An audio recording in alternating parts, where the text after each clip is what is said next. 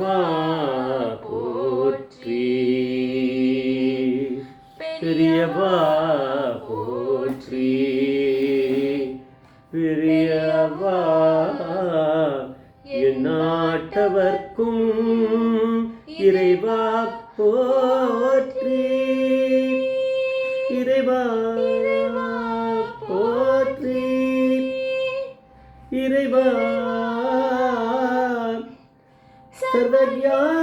சர்வவியாபி மகாபெரியவா சரணம்,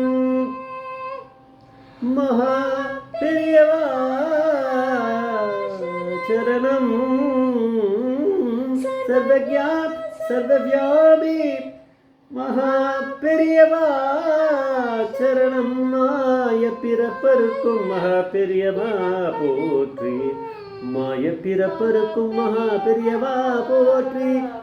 அபாரகடா சிந்தும் ஞானதம் சாஸ்திரபுரம் ஸ்ரீ சந்திரசேகரபுரம் பிரமாமுதானம் கலியுக தெய்வம் காஞ்சிமான யூடியூப் சேனல் பிரத்யேகமான மகாபெரியோட பக்தர்களுக்கு ஏற்பட்ட கொண்டிருக்கும் அனுபவங்களை ஒவ்வொரு நாளும் ஒரு அனுபவம் ஒரு தலைப்பு. அனுபவத்தோட தலைப்பு பெரியவா பாதத்தில் தசாவதாரம் பார்த்தேன், பெரியவா பாதத்தில் தசாவதாரம் பார்த்தேன்.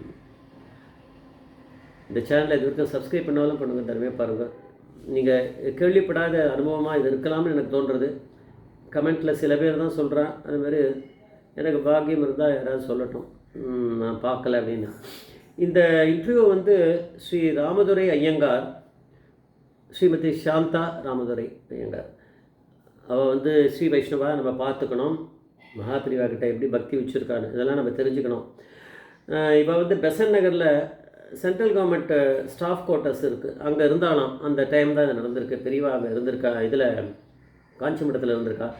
ராமதுரை ஐயங்கார் வந்து சென்ட்ரல் கவர்மெண்ட்டில் ஒரு நல்ல உத்தியோகத்தில் இருந்திருக்கார். அதனால் சாந்தாவோட அப்பா அம்மா வந்து ஸ்ரீ வைஷ்ணவானாலும் முருக கடவுள் மேலே ரொம்ப பக்தி உடையவாளாம். நம்ம மகாபெரிவாளே சுவாமிநாதன் தானே.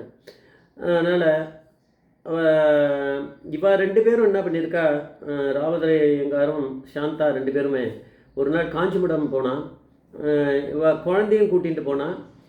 அன்றைக்கி மூல நட்சத்திரம், மகாபெரிவா பேச மாட்டா, மௌனம் அப்படின்னா. உள்ளே இதை இருந்தால், உள்ள ஒரு இடத்துல இருந்தால், அது ஸ்க்ரீன்லாம் போட்டு இருந்தது, பெரியவா வரமாட்டான்னு சொன்னேன். ஏன்னா மௌனம், யாருக்கும் தரிசனமும் கிடையாதுன்னா. இப்போ மத்தியானம் 12 மணி ஆகிடுத்தான். அதை இந்த மாமி சொல்கிறா, சாந்தா தான் சொல்கிறா அந்த இன்டர்வியூவில். ராமதுரையும் பொண்டாட்டியும் பசங்கள்லாம் எல்லாம் உட்காந்துட்டுருக்கு. ராமதுரை மாமா சொன்னான்னா, பொண்டாட்டியை உனக்கு தான் அந்த அஷ்டபதி தெரியுமே, அதெல்லாம் பாடு அப்படின்னா. அதனால் அஷ்டபதியெலாம் நல்லா பாடுவாளாம். அவள் வந்து ரொம்ப நல்லா பாடுறவா, பாடி காமிச்சா. இப்போ வயசாக எடுத்தா அதனால் கொஞ்சம் கஷ்டப்படுறா, ஆனால் நல்லா பாடுறவாளாக இருக்கா. 1வது அஷ்டபதியிலேருந்து ஆரம்பித்து 19வது அஷ்டபதி வரைக்கும் பாடினான். 19வது அஷ்டபதி பிரியே சாருஷீலே அப்படின்னு பாடிட்டு இருக்கா. அதில் வந்து கண்டம் மம சிரசி மண்டனம் அப்படின்ற மாதிரி ஒரு வார்த்தை வருது. அதில் என்ன அர்த்தம்னா, எனக்குள்ளே இருக்க ஃபயர், இதை வந்து ஃபயராக இருக்கக்கூடிய இந்த காதலை குளிர்விக்க உன்னோட மலர் பாதத்தை எடுத்து என் சிரசில் வெய் அப்படின்னு கிருஷ்ணர் சொல்கிறார் போல இருக்குது. அதுதான் அந்த வரி. அந்த வரி வரும்போது மலர்பாதத்தை உடையவர் யாருன்னா நம்ம மகாபெரிவா. அவர் தான் கிருஷ்ண பகவானும் அவர் தான். கிருஷ்ணராக அவரும் காட்சி கொடுத்துருக்காரே, அதை நம்ம ஏற்கனவே பார்த்துருக்கோம். அதனால் அவர் மலர்பாதத்தில் நடந்து கதவு திறந்துன்னு வரார். அவர் வரமாட்டார்னு சொன்னால் எல்லாருமே, அங்கே இருக்கவாளும் சரி சொன்னால், மடத்துக்காராலும் சொன்னான். ஆனால் அந்த இடத்துல மலர்பாதங்களை எடுத்து என்னுடைய சிரஸ் மேலே வெயின்னு வைக்கிறது இல்லை. அதனால் இப்போ மலர்பாதத்தோடு நடந்து வரா பெரியவா. அந்த பக்கம் நடந்து வந்து ஒரு இடத்துல உட்காந்துட்டு இப்போ 19 ஆச்சு. மீதி எல்லாத்தையும் பாட சொல்லி பெரியவா வந்து சொன்னான். எல்லாத்தையும் கண்டினியூ பண்ணிட்டோம். எல்லாத்தையும் மீதி 24 மொத்தம் 24 அஷ்டபதி எல்லாத்தையும் பாடி முடித்தா. பிரசாதம் வாங்கிட்டு அவள் கிளம்பிட்டா. இதுதான் முதல் அனுபவம் அவளுக்கு. கொஞ்ச நாளில் வந்து திரும்பியும் வந்தாள். அப்போ ராமதுரை மாமாவுக்கு வந்து ஆஃபீஸில் ஏதோ ஒரு இன்ஸ்பெக்ஷன், காஞ்சிபுரம் பக்கத்தில் இருக்க ஒரு இடம், அது ஒரு வசதியாச்சு. அதனால் நானும் வரேன், என்னை மடத்தில் விட்டுட்டு நீங்கள் போயிடுங்க, நீங்கள் வேலை முடியும் போது வந்து என்னை கூட்டின்னு போங்கன்னு வந்திருக்கா. அவர் விட்டுட்டு சாந்தாவை வந்து பொண்டாட்டியை விட்டுட்டு அவர் போயிட்டார். சாந்தா வந்து அங்கே வந்து உட்காந்துட்டுருக்கா, யாருமே இல்லை. அப்புறம் தான் ஒவ்வொருத்தராக வந்து அங்கே சேர்ந்துருக்கா. பெரியவா வந்து 2 காலையும் ஒன்று மேலே ஒன்று போட்டு மடக்கிட்டு கிருஷ்ணர் மாதிரி உட்காந்துட்டுருக்காராம். உட்காந்துட்டுருக்கார். அந்த காலை வந்து நீ வந்து இதை பாடு, முதலாவது அஷ்டபதியை பாடு. ஏன்னா அவளுக்கு அந்த அஷ்டபதி நல்லா பாட தெரியும்னு தெரிஞ்சிருத்தே. பெரியவாளுக்கு தான் தெரியுமா, அன்றைக்கி கேட்டிருக்காரு முதலாவது அஷ்டபதியை பாடு அப்படின்ட்டுருக்காரு. முதலாவது அஷ்டபதியை எடுத்து பாடியிருக்கா. பாடியிருக்கும்போது அந்த ஒரு கால் மேலே ஒரு காலை போட்டு இப்படி தெரிகிற மாதிரி இப்படி அதை தாளம் போடுற மாதிரி அதுக்கு அசைச்சுட்டே இப்படியே இருந்துருக்கா. அப்புறம் அப்படியே நிறுத்துறா, இப்படியே பண்ணிகிட்டே இருக்கா. கொஞ்சம் நேரம் தாளம் போடுற மாதிரி பண்ணுறான்னு நிறுத்துறாரு. அந்த நிறுத்தும் போது என்ன ஆகுது அப்படின்னா, அதே வந்து சினிமாவில் நம்ம பார்க்குற ஸ்க்ரீன் மாதிரி ஆகிடுறது. அது அது அந்த இதில் வந்து தசாவதாரம் முதலாவது அவதாரம் அப்படியே தெரியறது, லைவாக இருக்குது. அது முதலாவது அவதாரம் போகிறது, 2வது அவதாரம் போகிறது, 3வது 4 5 6 7 8 9 10 தசாவதாரமும் அவருடைய பாதத்தில் தெரிகிறது.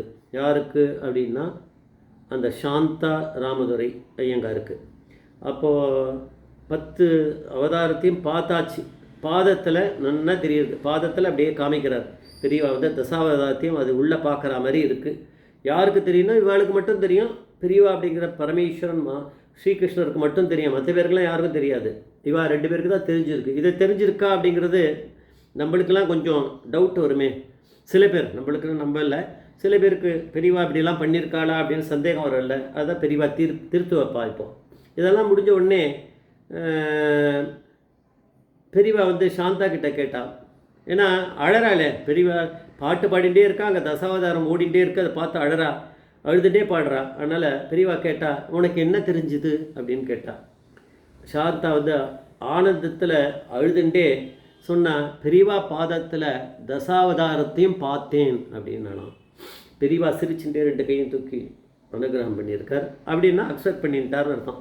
அப்புறம் பாலுமாமா கிட்ட தான் கழுத்தில் போட்டிருந்த கதம்ப மாலையை கட்டி கொடுத்து அவகிட்ட கொடு அப்படின்னு கொடுத்த பிறகு பெரியவா க்ஷேமமாக இரு அப்படின்னு ஆசீர்வாதம் பண்ணி எடுத்துட்டா. அந்த மாலையை தான் மட்டும் எடுத்துக்காமல் அதை கட் பண்ணி எல்லாருக்கும் கொடுத்துருக்காங்க இருக்க சுமங்கலிகள்.